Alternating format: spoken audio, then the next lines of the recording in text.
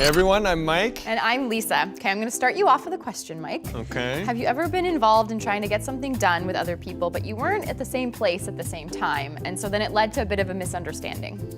Yeah, and if you've ever ordered something on the internet, you'll know that you don't always get exactly what you were envisioning or what it looked like on the webpage. So I was ordering a gift for my dad.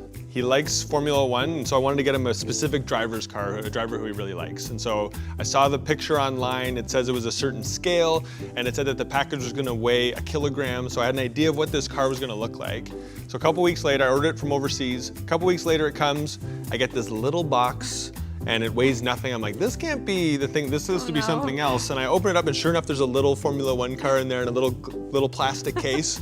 And so I was like, okay, I guess this is my dad's birthday present. So I gave it to him. Thankfully, he liked it, but I paid way too much money for it, and it was not at all what I was expecting. Yeah, so I guess there was a bit of a misunderstanding there. Yeah, but thankfully with God, there was never a misunderstanding. In fact, God can partner with us anywhere. So let's check out today's story to find out how that fits into Joseph's life.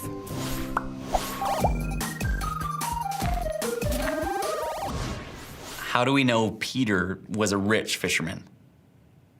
By his net income.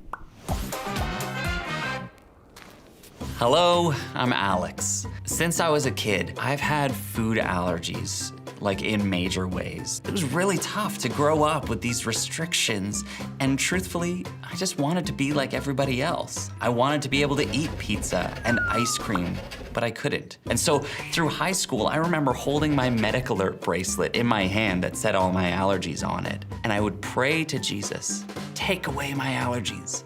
And he never did. And so over the years, I've learned to appreciate the food that I can eat. And I find some of the greatest joys are actually in making food for other people that have food restrictions. And that brings me to today's big idea. God can partner with us anywhere.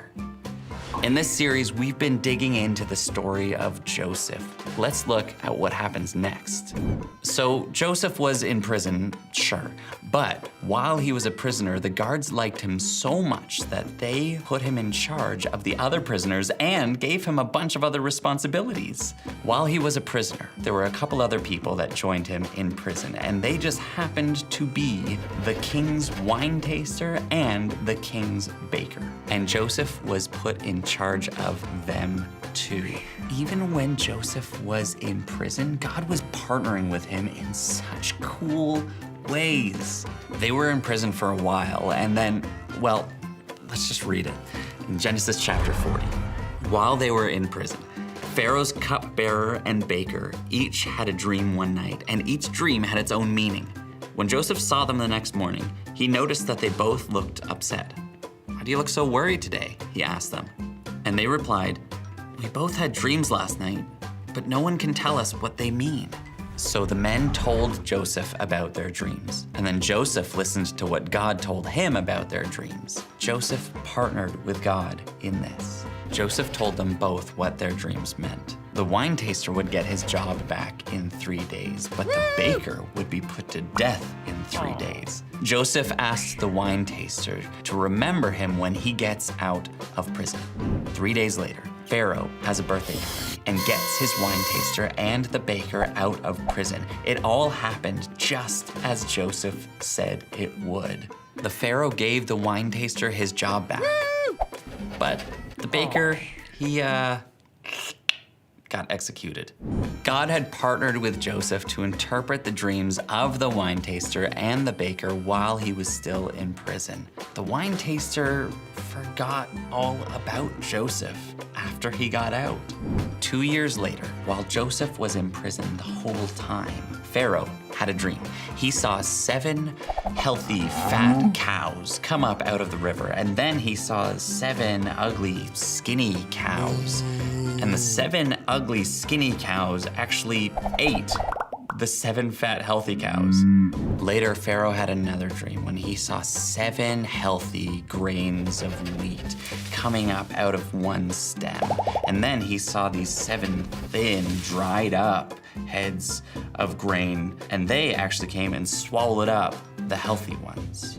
Pharaoh woke up because Man, that's another weird dream. And so in the morning he was worried and he sent for his wisest men to help him interpret what could these dreams possibly mean, but nobody could help him. And then the wine taster, finally remembers Joseph. So Pharaoh sent for Joseph and he said to Joseph, I need you to tell me what my dreams mean. And Joseph says, I can't interpret dreams, but I know that God will. You see, Joseph knew that God would partner with him in this. Pharaoh told Joseph about both of his dreams, and Joseph told Pharaoh that both dreams had the same meaning. The 7 fat, healthy cows and the 7 healthy heads of grain both represented 7 years in which there would be lots of food in the land, but they would be followed by 7 years of famine in which there was not enough food to feed everybody. That's what the 7 skinny cows and the 7 unhealthy heads of grain meant. Then Joseph told Pharaoh that he should find someone wise to take care of all the food in Egypt, to store up extra food during the good years to take care of them in the years of famine. Pharaoh thought that was a pretty good plan, and he said this, "Can we find anyone else like this man so obviously filled with the Spirit of God?" Then Pharaoh said to Joseph, "Since God has revealed the meaning of the dreams to you, clearly no one else is as intelligent or wise as you are. You will be in charge of my court, and all my people will take orders from you. Only I, sitting on my throne, will have a rank higher than yours." Joseph had stored up the food just as he said, and everything happened just as he said God said it would. He stored up food for that 7 years, and then they had enough food to feed all the people during the 7 years of famine. Even though Joseph was in prison, God chose to partner with him there. Today's big idea is God can partner with us anywhere. So maybe you find yourself in a place that you don't exactly want to be, like Joseph. Know this, that even though it isn't the most excellent place to be, God can partner with you anywhere. Hey, thanks for being with me. Be good. See ya. Poor Joseph, he really got the raw end of the deal by getting thrown into prison, right? Yeah. But it's amazing to see how God still partnered with him even in there. Yeah, because nothing's impossible for God.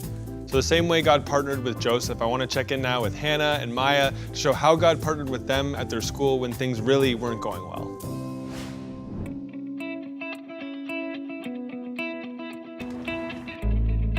Hi, I'm Jacob, and I'm here to meet Hannah and Maya, 2 students who saw a need in their school and decided to start a space where their peers could share their faith and talk about their feelings without being judged.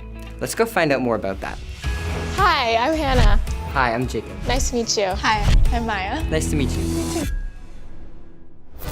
So tell me about this program you guys started at your school. What motivated you to do that? Alpha is a video-based course with a discussion, and it's open to all cultures, religions, non-religion, and yeah, and I felt really encouraged to do it at our school. I was a little more hesitant to start it, but we definitely saw this need at our school. There was a lot of conflict, a lot of hate, and just violence, and so we wanted to break that tension and just create a space where people could feel like they were accepted and loved for the things that we were discussing, like our faith and our beliefs and all that stuff.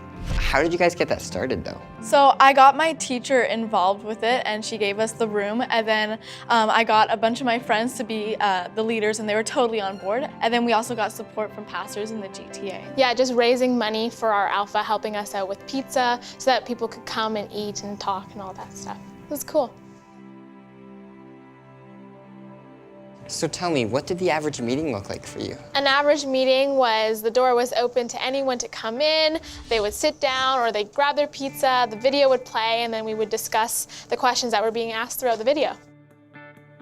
Did you see an impact from all of this? Yeah, for sure. We were getting to know people in the halls. We would invite people to come, and there was this one girl in particular who throughout the week she would eat her lunch by herself, but every Tuesday she would come with a smile on her face because she knew that when she came, she was able to eat her lunch with people who loved and accepted her and wanted to start a friendship with her. Yeah, and I even had a good friend that came to know Christ, and it was just such an amazing and cool experience. Yeah, it was really cool. Yeah. Did you feel that God partnered with you through this? definitely. The janitor would come and clean up the 8 pizza boxes that were put in the recycling bin every Tuesday after lunch. And he would talk to our teacher and just be like, where are these coming from? And she explained about the course and what we were doing. And he was just like, that's really, really cool. And then he ended up asking for a Bible. So just being able to see how God worked through that and the ripple effect that Alpha had on so many people was just really, really incredible to see. Yeah. What would you say to other students out there who see a similar need in their school? To not be afraid to step out into their school and make a difference.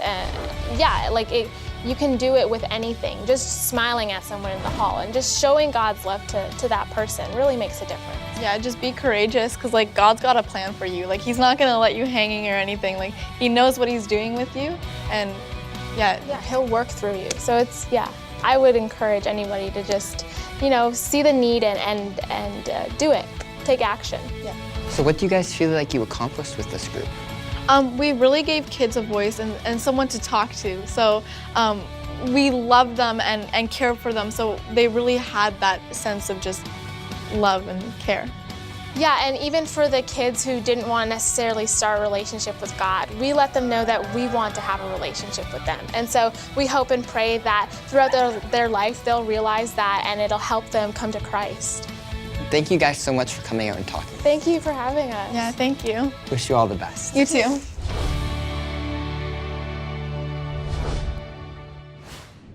Wow, Hannah and Maya are so inspiring in the way they reached out in their school. Yeah, plus great call and getting the pizza. I'm sure that brought out way more people. But I really do love how they invited the whole school and created a great platform for discussion. Yeah, and it's amazing to see the way God partnered with them, and it really changed the attitudes in their school. Yeah. So let's get into our small groups now and see how this plays out in our own story.